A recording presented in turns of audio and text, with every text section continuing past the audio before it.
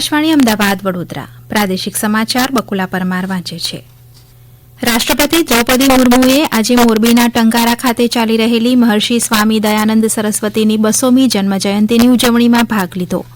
આ પ્રસંગે સંબોધન કરતા સુશ્રી મુર્મુએ 19મી સદીમાં અંધશ્રદ્ધા અને ગેરરીતિ દૂર કરી સમાજને સામાજિક ન્યાય અને આધુનિકતાનો માર્ગ બતાવવામાં સ્વામી દયાનંદ સરસ્વતીના યોગદાનને બિરદાવ્યું હતું. તેમણે કહ્યું કે મહર્ષિ દયાનંદ સરસ્વતીએ તેમનું સમગ્ર જીવન સામાજિક સુધારણા માટે સમર્પિત કર્યું હતું. મહિલાઓને શિક્ષણ અને તેમના સશક્તિકરણ માટે સ્વામીજીએ કરેલી હિમાયતના પરિણામે આજે મહિલાઓનો તમામ ક્ષેત્રે વિકાસ થયો છે તેમ પણ તેમણે જણાવ્યું હતું. રાજ્યપાલ આચાર્ય દેવવ્રત અને મુખ્યમંત્રી ભૂપેન્દ્ર પટેલની ઉપસ્થિતિમાં યોજાયેલા આ કાર્યક્રમમાં દેશ અને દુનિયામાંથી લાખોની સંખ્યામાં આર્ય સમાજના કાર્યકરોએ ભાગ લીધો હતો. રાજ્યપાલ આચાર્ય દેવવ્રતે સ્વામી દયાનંદ સરસ્વતીને સામાજિક અને શૈક્ષણિક ક્રાંતિના પ્રણેતા ગણાવ્યા હતા. બપોર બાદ રાષ્ટ્રપતિ સુરત ખાતે Sardar Vallabhbhai national institute of ટેકનોલોજીના 20મા દીક્ષાંત સમારોહમાં હાજરી આપશે અને 28 વિદ્યાર્થીઓને સુવર્ણચંદ્રક અર્પણ કરશે. આ દીક્ષાંત સમારોહમાં લગભગ 1434 વિદ્યાર્થીઓને ડિગ્રી એનાયત કરાશે. આવતીકાલે રાષ્ટ્રપતિ વલસાડ જિલ્લાના ધરમપુર ખાતે શ્રીમદ રાજચંદ્ર આશ્રમની મુલાકાત લેશે. પ્રધાનમંત્રી નરેન્દ્ર મોદીએ આજે સવારે વિડીયો કોન્ફરન્સિંગના માધ્યમથી સરકારી વિભાગોમાં નિમણૂક પામેલા 1 લાખથી વધુ યુવાનોને નિમણૂક પત્રોનું વિતરણ કર્યું. દેશભરમાં 47 સ્થળોએ રોજગાર મેળા યોજાઈ ગયા, જે અંતર્ગત સંચાર રાજ્યમંત્રી દેવુસિંહ ચૌહાણના અધ્યક્ષસ્થાને ગાંધીનગર ખાતે BSF દ્વારા રોજગાર મેળો યોજાઈ ગયો. આ રોજગાર મેળાથી વધુ રોજગાર સર્જનનો લાભ મળવાની અને યુવાનોને તેમના સશક્તિકરણ અને રાષ્ટ્ર વિકાસમાં સીધી ભાગીદારી માટે લાભદાયી તકો મળશે. નવનિયુક્ત કર્મચારીઓ ઓનલાઈન મોડ્યુલ કર્મયોગી પ્રારંભ 880 ઈ લર્નિંગ અભ્યાસક્રમો દ્વારા જાતે તાલીમ પ્રાપ્ત કરી શકશે. ગૃહમંત્રી અમિત શાહે વિશ્વાસ વ્યક્ત કર્યો છે કે વર્ષ 2047 સુધીમાં ભારત વિશ્વમાં ટોચ ઉપર હશે. શ્રી શાહ આજે અમદાવાદમાં અમદાવાદ મહાનગરપાલિકાના 1900 કરોડથી વધુની કિંમતના વિવિધ વિકાસલક્ષી પ્રોજેક્ટોનું ઉદઘાટન અને શિલાન્યાસ કર્યા બાદ બોલી રહ્યા હતા. તેમણે કહ્યું કે સરકાર 2047 સુધીમાં ભારતને વિકસિત બનાવવાના સંકલ્પને હાંસલ કરવા સતત પ્રયાસો કરી રહી છે.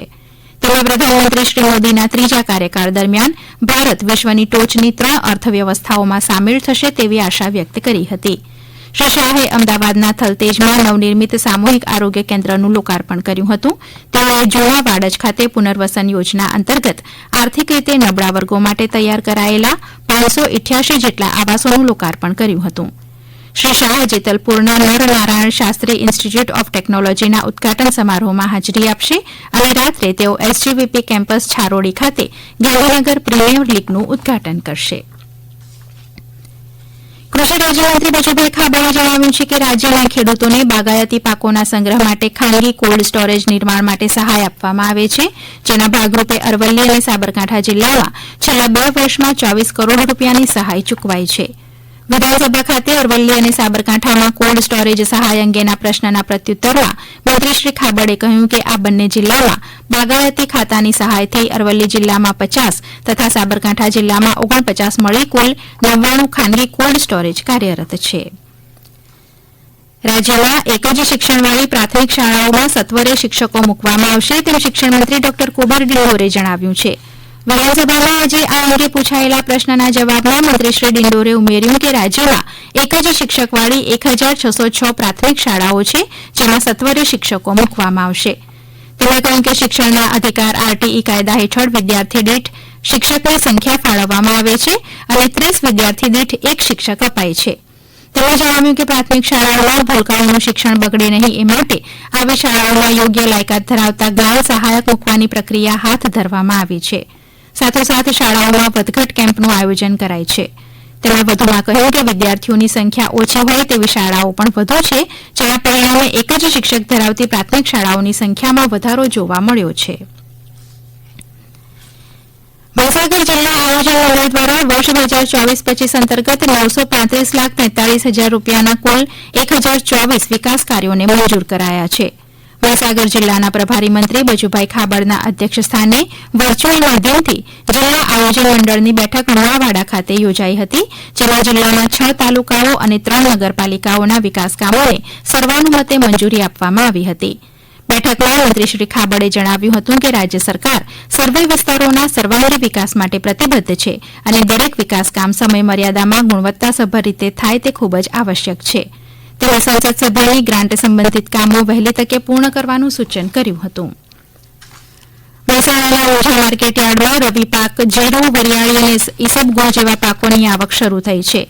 અમારા મહેસાણાના પ્રતિનિધિ જયંતિ ચૌધરી જણાવે છે કે દ્વારકા, જામનગર, રાજકોટ, ગોંડલ સહિતના વિસ્તારોમાંથી ખેડૂતો જીરાનો પાક લઈને આવી રહ્યા છે અને જીરાનો સરેરાશ ભાવ 5500 થી 6700 રૂપિયા સુધીના રહ્યા છે. વરિયાળીની પણ 3000 બોરીની આવક થઈ છે, જેના ભાવ 2000 થી લઈને 6500 રૂપિયા સુધીના રહ્યા છે. ઈસબગુલના ભાવ 3500 થી 4000 રૂપિયા સુધીના રહ્યા છે.